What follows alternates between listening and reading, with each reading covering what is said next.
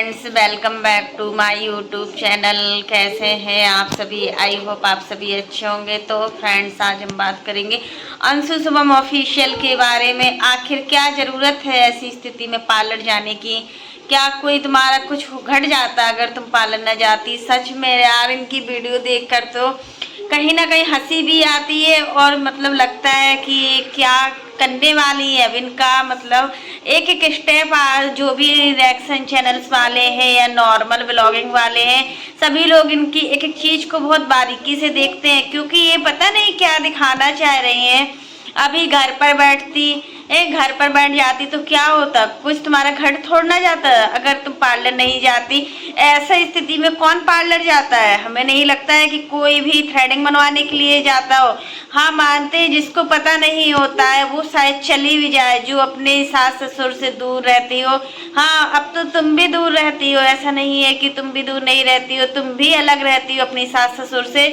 लेकिन होता है कि तुम्हारे पास इतनी प्यारी सासू माँ है और तुम उनकी बिल्कुल भी कदर नहीं करती हो, तो बिल्कुल भी अच्छा नहीं लगता। अंशु बिल्कुल मैच्योर नहीं है।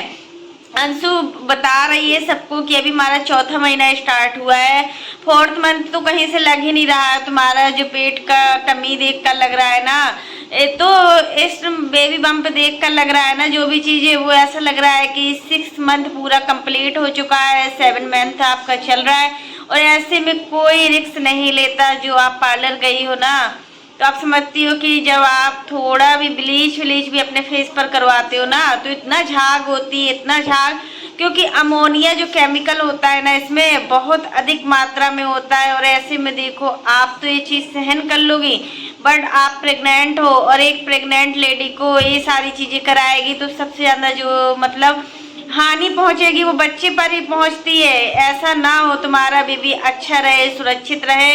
तुम अच्छे से ध्यान रखो अपना बेबी की, हर एक चीज़ की एक्टिविटी तुम दिखा रही हो सोशल मीडिया पर कि मेरा बेबी मतलब अभी मूवमेंट नहीं कर रहा है, तो तुम्हें क्या पता मूवमेंट कर रहा है या नहीं कर रहा है।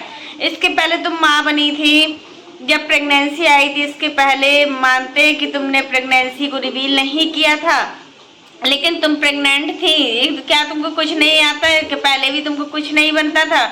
जो तुम इस तरीके से बता रही हो बातें, तुम इतना बड़ी बड़ी कर रही हो सोशल मीडिया पर, इतनी बड़ी बड़ी बातें कर रही हो ना, तो उसको देखकर यही लग रहा है कि आपको कुछ भी पता नहीं है। तो कहीं ना कहीं ये चीज़ें भी सामने आई कि अंशु मैच्योर बनो।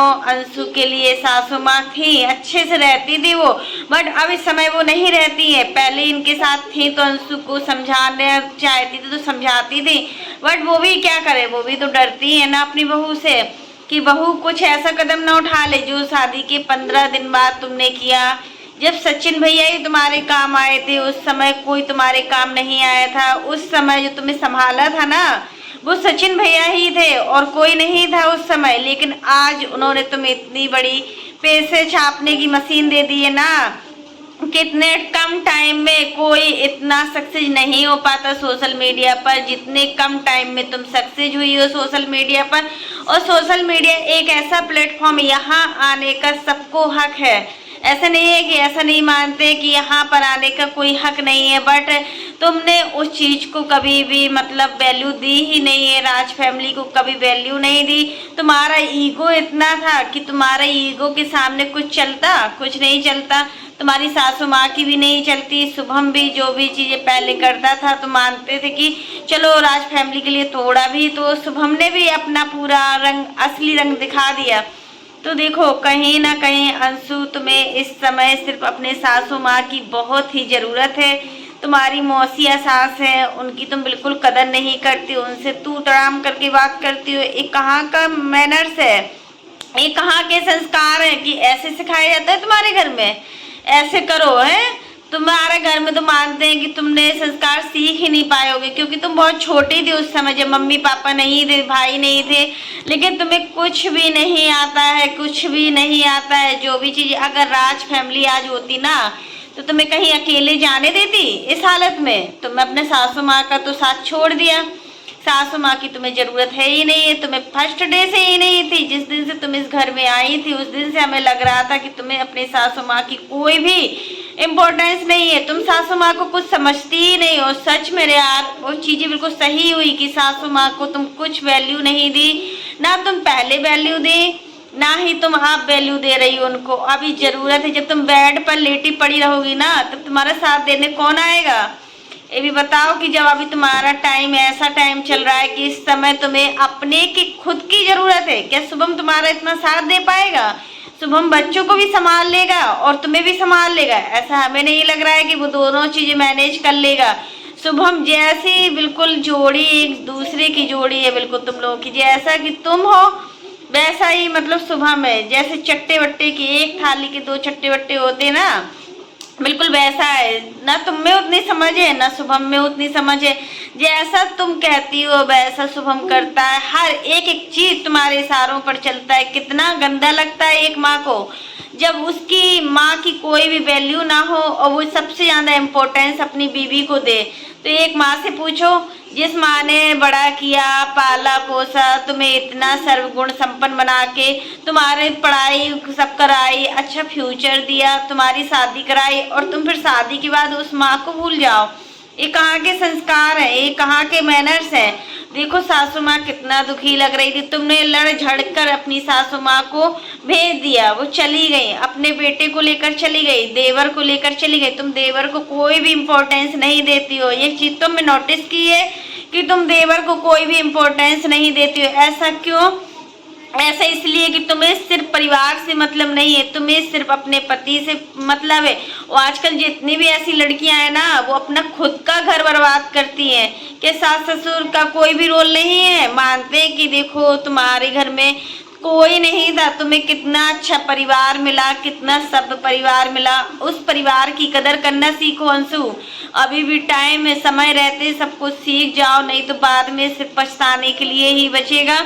और बाद में बचेगा ही क्या? तुम ऐसी हरकत कर रही हो, ऐसी हरकत कर रही हो। अभी तुम्हें देखो, जब टाइम तुम्हारे पास इतना कम बचा है, बेबी आने वाला है, जब तुम अभी सास ससुर की इतनी तुम इम्पोर्टेंस नहीं समझ रही हो, जब तुम्हारा बेबी हो जाएगा और तुम्हारा जब बेबी बड़ा हो जाएगा तो तुम तो उनको घास भी नहीं चढ़ोगी, क्योंकि तुम इस टाइप की लड़की हो। सच में यार, क्या से क्या कर रही हो तुम? सीखो, कुछ भी कुछ नहीं सीखोगी तो इसी तरीके से रहोगी और हमेशा बस वही रोना धोना, वही सारी चीजें रहती है। हर चीज में रोना धोना लगा रहता है अंशु का, हर चीज में। ऐसी कोई चीज नहीं है जब अंशु मतलब रोना धोना ना दिखाए। सोशल मीडिया पर हर वीडियो में इनकी नेगेटिविटी रहती है। आखिर क्यों इतना नेगेटिविटी फैला रही हो तुम सोशल मीडिया पर? सोशल मीडिया तो एक ऐसा प्लेटफॉर्म है जहाँ देखो हम अच्छा दिखाएंगे तो लोग हमको अच्छा बोलेंगे और हमें इम्पोर्टेंस भी अच्छी देंगे, और जहाँ हम बुरा दिखाएंगे ना तो लोग तो हमको नेगेटिविटी के रूप में देखेंगे। वो तो चाहते ही यही है कि तुम नेगेटिव चीज़ों को दिखाओ और वो अच्छे से मजा ले उन सारी चीज़ों का और तुमको कमेंट करे है। तो शुभम को भी सोचना चाहिए कि अंशु जैसी है तो है, बट हमें इन सारी चीज़ों को इग्नोर करना चाहिए। हमें अच्छे से अच्छा रहना चाहिए और अंशु को भी अच्छे से रहना चाहिए, क्योंकि इस समय ऐसा मूवमेंट है, ऐसा पल होता है कि जब माँ जैसी हरकत करती है ना तो बच्चा सेम वैसे ही हरकत करता है। वो सबको जानता है, मानते हैं कि वो पेट के अंदर है, बट उसके और तुम्हारे बीच का जो कनेक्शन है ना, हर एक छोटी छोटी चीज़ों का कनेक्शन होता है। जैसा तुम सुनोगी, अगर तुम अच्छे भजन सुनोगी, कोई कीर्तन सुनोगी, तो तुम्हारा जो बच्चा होगा ना तो बड़े में भजन कीर्तन करने वाला होगा। बस बाबा यही करे, भगवान इतना ही करे कि तुम में सद्बुद्धि दे और तुम्हारा आने वाला बच्चा बिल्कुल सेफ हो और अच्छा हो, सर्वगुण संपन्न हो, और देखो अच्छे से अच्छे मैनर्स हो उसके अंदर। क्योंकि देखो एक बच्चा वही सीखता है जो उसकी माँ सिखाती है बच्चे को। बच्चा कहीं से नहीं सीखता है। बच्चे स्कूल तो 3 साल 4 साल में जाता है। जो चीजें माँ से सीख सकता है ना एक बच्चा, वो चीजें कहीं नहीं उसको मिलेंगी सिखाने के लिए। कोई भी दुनिया की ताकत नहीं कुछ सिखा सकती एक बच्चे को। तो सासू माँ मजबूर है, अब वो अपनी बहू को बोले तो क्या बोले। अगर बहू को कुछ बोलती है तो बहू का मुंह बनता है यहाँ पर, और बहू के साथ साथ बेटे का मुंह फूलता है। सच में शुभम तो क्या बोले कि बीवी के पीछे पीछे चलने वाला है। जैसे बीवी के पीछे पीछे नहीं चलते काफी लोग, उसी प्रकार से शुभम भी यही हरकतें कर रहा है। आखिर कब सुधरोगे, कब आएगी तुम्हें इतनी सभ्यता? और देवर की कोई इम्पोर्टेंस बिल्कुल भी ना शुरू से पहले दिन से थी। पहले दिन से तो ननद से भी नहीं बनती थी इनकी। ननद के साथ क्या रिश्ते थे इनके। जब पहले दिन आई थी तो ये बोलती थी ननद हमसे बनाकर नहीं चलती है, हमें कुछ काम करना नहीं आता, इसलिए शायद हमारी ननद हमसे मुंह फुलाए बैठी रहती है। तो ऐसा नहीं है। अगर आप अच्छे से रहोगी तो वो भी अच्छे से रहेंगी, अगर आप अच्छा बनोगी तो आपका बच्चा भी अच्छा बनेगा। और देखो यहाँ तो कितनी छोटी सी फैमिली है, फैमिली में कोई नहीं है। देखो सास है, ससुर है जो इनकी खुद की फैमिली है, देवर है, शुभम है और एक ननद है प्यारी सी, और कोई भी नहीं है। ननद भी तो कितना करती है, ऐसा नहीं है कि ननद करती भी ना हो।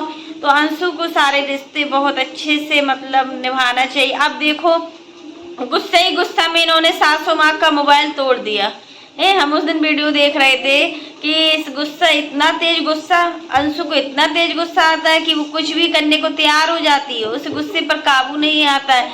देखो उस दिन गुस्सा हुई और सासू माँ का मोबाइल तोड़ दिया। जब मोबाइल तोड़ दिया तो देखो सासू माँ वहीं बैठी बैठी कैसा उनका फेस लग रहा था, फेस देख के समझ में आ रहा था कि कैसा लग रहा।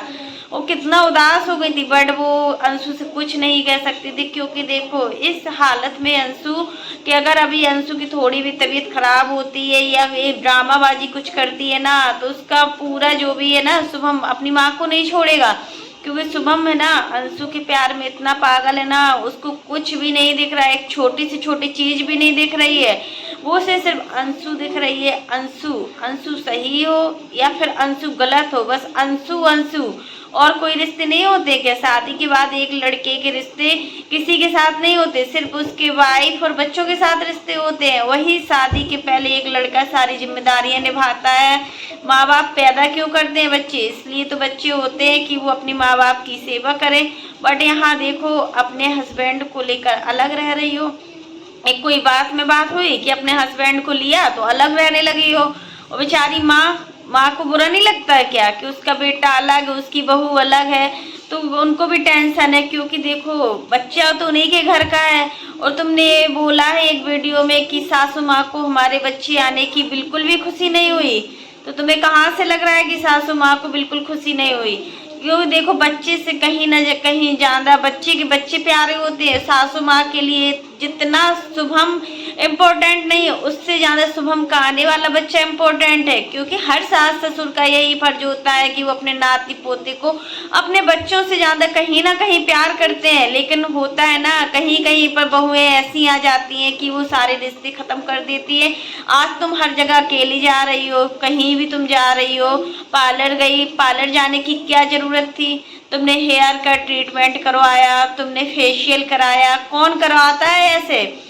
तुम्हें बिल्कुल, तुम जाती भी हो बाहर तो अपने सिर पर चुन्नी भी रख कर नहीं जाती। ऐसी जो प्रेगनेंसी में होता है ना, तो पेट पूरा ढका होना चाहिए, कहीं से बच्चे को नज़र नहीं लगना चाहिए। क्योंकि देखो बच्चा बहुत ही नाजुक होता है, और अगर हम छोटी छोटी चीज़ों पर ध्यान नहीं देते हैं ना, तो फिर लगता है मैं बाद में क्या से क्या होने वाला है। क्योंकि देखो संस्कार तो हमें हर चीज़ में अपने बच्चों को भी देना पड़ते हैं और बच्चे के बच्चों को भी देना पड़ते हैं। जैसा उनकी सासू माँ सोच रही है वैसा उनको बिल्कुल भी बहू नहीं मिली है। अब बस इतना ही है कि जेठानी जिस तरीके की है तो है, और छोटा जो तुम्हारी देवरानी आए ना, तो वो थोड़ा संस्कारवान आए, अपनी सास ससुर को अहमियत दे। क्योंकि देखो रिश्ते बनाकर चलोगी तो रिश्ते तुम्हारे काम में आएंगे, बाहर वाला कोई तुम्हारे काम नहीं आने वाला है। इतना तो समझ के रखो, बाहर वाले सिर्फ हंसी उड़ाने के ही काम आते हैं और कोई चीज़ के काम में नहीं आते हैं। तुम इतने बाहरी रिश्ते कर रही हो, जैसे सचिन मनीषा बाहरी रिश्ते करते थे, और जब मनीषा को परेशानी आई, मनीषा को जब सबसे ज़्यादा ज़रूरत अपनों की थी तो किसने साथ दिया? अपनों ही ने साथ दिया। लेकिन हमेशा किसके लिए करती थी? वो बाहर वालों के लिए करती थी। यही है कि मतलब तुम अगर रिश्तों को इम्पोर्टेंस नहीं दोगी ना, तो रिश्ते तुम्हारे कोई भी काम के नहीं रहेंगे। तुम कितनी भी कोशिश कर लो, कितनी भी कोशिश, लेकिन तुम्हें देखकर हमें ऐसा लगता है तुम बिल्कुल मैच्योर नहीं हो या फिर बनने की कोशिश करती हो। वैसे तो तुम बोलती हो कि मैं अब बच्ची नहीं हूँ, मैं बड़ी हो गई हूँ। तुम्हें ये बड़े होने का फ़ायदा भी तो उठाओ। बड़े होने में क्या क्या संस्कार होते हैं, क्या क्या मैनर्स होते हैं, वो भी तो बताओ क्या क्या होते हैं। फिर तुम्हारे जो ससुर जी हैं, फादर इन लॉ, वो तो यहाँ पर रहते भी नहीं है। इतनी छोटी सी फैमिली थी, तो हस्बैंड वाइफ मम्मी देवर 4 लोगों का खाना पीना था, तुम वो भी नहीं कर पाई। किस तरीके से सासू माँ एडजस्ट कर रही हैं, यहाँ भी रहती हैं वहाँ भी रहती हैं।